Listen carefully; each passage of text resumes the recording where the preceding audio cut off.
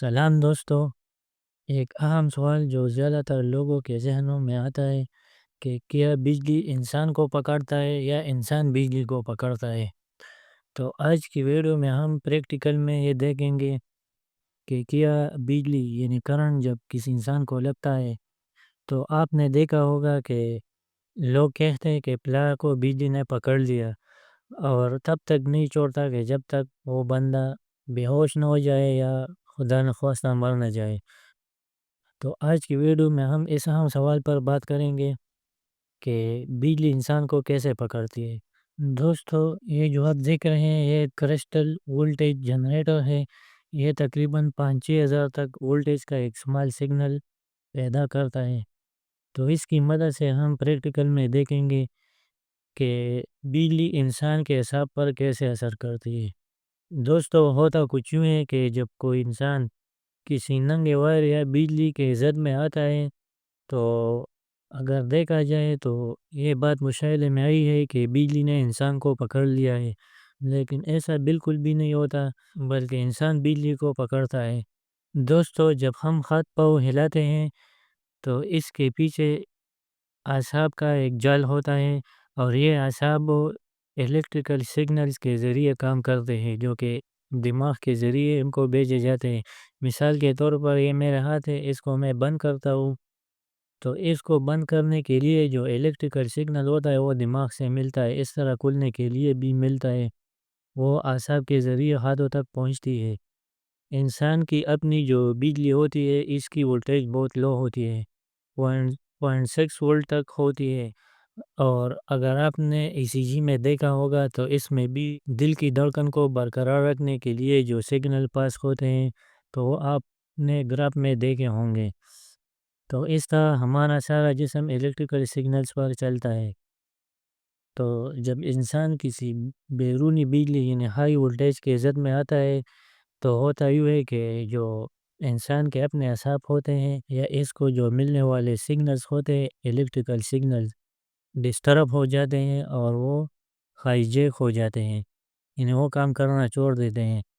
اور انسانی اعصاب یا تو مکمل طور پر سکڑنے کی کوشش کرتا ہے اور یا پھیلنے کی، لیکن زیادہ تر موقعوں پر انسان کے اعصاب سکڑنے کی کوشش کرتا ہے۔ مثال کے طور پر یہ بجلی کا وائر ہے اور یہ ننگا ہے، اس کے ساتھ میرا ہاتھ ٹچ ہو گیا اور میں بجلی کے زد میں آ گیا، تو انسانی اعصاب کیا کرتا ہے کہ فوراً سکڑنے کی کوشش کرتا ہے، اور اس طرح جتنے بھی یہ پٹے ہوتے ہیں وہ سکڑنے کی کوشش کرتے ہیں، اور اس طرح یہ بجلی پر اپنے گرفت کو مضبوط کر دیتا ہے، جبکہ انسان کا دماغ بالکل بھی کام نہیں کرتا کہ یہ کیا ہو رہا ہے، بلکہ ایک ہاتھ پاؤں یا انسان کے جو اعصاب ہوتے ہیں وہ اپنے طور پر جو بجلی کی جو آبجیکٹ ہے یعنی جس میں بجلی ہوتی ہے اس کو جکڑ لیتا ہے، اور تب تک نہیں چھوڑتا کہ جب تک اعصاب مر نہ جائے یا انسان مکمل بے ہوش نہ ہو جائے اور وہ پکڑ ڈھیلا نہ ہو جائے۔ یہ کافی خطرناک صورت ہوتی ہے، کیونکہ زیادہ تر لوگ اسی وجہ سے جان کی بازی ہار جاتے ہیں کہ یہی اعصابی ریئیکشن ہوتا ہے، جبکہ اگر آپ نے دیکھا ہوگا بعض موقعوں پر لوگ کہہ رہے ہیں کہ اس کو بجلی نے دور پھینک دیا ہے، تو دور پھینکنے اور پکڑنے دونوں صورتوں میں سیم ہی ریئیکشن ہوتا ہے، لیکن دور پھینکنے میں ریئیکشن یہ ہوتا ہے کہ جس طرح پکڑنے میں انسانی اعصاب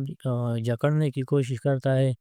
تو دور پھینکنے میں انسانی اعصاب پھیلاؤ کی کوشش کرتا ہے، یعنی اس طرح ہاتھ کھول جاتے ہیں اور کسی چیز کو زور سے دھکا دینے کی کوشش کرتا ہے، یعنی سارے اعصاب الٹے سمت میں پھیل جاتے ہیں، اور اس طرح مشاہدے میں یہ آتی ہے کہ بجلی نے انسان کو دور پھینک دیا ہے، حالانکہ بجلی انسان کو دور نہیں پھینکتا۔ بجلی کے نہ کوئی ہاتھ ہوتے ہیں اور نہ پیر ہوتے ہیں کہ وہ، اور نہ اس میں کوئی جن ہوتا ہے کہ انسان کو پکڑے یا دور پھینکے، بلکہ یہ انسانی اعصاب کا اپنا ریئیکشن ہوتا ہے کہ وہ بجلی کے آبجیکٹ کو مضبوطی سے پکڑ لیتا ہے یا اس کو دھکا دے کر اپنے آپ کو دور پھینک دیتا ہے۔ دوستو، یہ تجربہ آپ اپنے گھر پر آسانی سے اس 5000 وولٹیج کے سگنلز کے ذریعے بھی کر سکتے ہیں، کیونکہ یہ کوئی نقصان نہیں پہنچا سکتا، اور یہ ہائی وولٹیج جھٹکا ہوتا ہے، اس کی مدد سے آپ اپنے اعصاب کو پہچان سکتے ہیں۔ یہاں پر انسان کے جسم میں مختلف اعصاب ہوتے ہیں، کچھ اعصاب پھیلاؤ کے لیے ہوتے ہیں اور کچھ سکڑاؤ کے لیے ہوتے ہیں۔ تو یہاں پر میں اس کی مدد سے ایک جھٹکا دیتا ہوں۔ یہ میرے ہاتھ کو آپ دیکھ سکتے ہیں، اگر آپ اس کو غور سے دیکھیں تو یہ میرا انگوٹھا، اور یہ جو پٹا ہوتا ہے یہ سکڑنے کی کوشش کرتا ہے۔ معمولی سا جھٹکا اگر آپ غور سے دیکھیں تو آپ کو دکھائی دے رہا ہوگا۔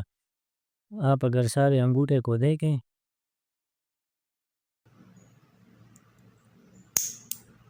یہ آپ دیکھ سکتے ہیں، یہ اس طرح سکڑنے کی کوشش کرتا ہے۔ اس کی مدد سے آپ مختلف جگہوں پر بھی ٹرائی کر سکتے ہیں۔ مثال کے طور پر یہاں ایک غسپی نرو ہے، اگر ادھر ادھر میں اس کو جھٹکا دوں تو کوئی فرق نہیں پڑتا، لیکن اس جگہ پر اگر میں اس کی مدد سے اس کو جھٹکا دوں تو میرے ساتھ سارے ہاتھ میں کرنٹ پھیل جاتی ہے۔ تو یہاں پر غسبی نرو ہے، یعنی ادھر اگر میں کروں تو یہ لوکل ہوتا ہے، اگر اس نرو کے قریب میں جھٹکا دیتا ہوں تو یہ سارے ہاتھ میں پھیل جاتا ہے۔ یہ گھر پر بھی آپ کر سکتے ہیں ہاتھ کی مدد سے، جس سے آپ کو پتہ چلتا ہے کہ انسانی اعصاب یعنی بجلی کے جھٹکے کے ساتھ کیسا ریئیکشن کرتا ہے۔ جس طرح میں نے آپ کو دکھایا ہے، یہ انگوٹھا معمولی اس طرح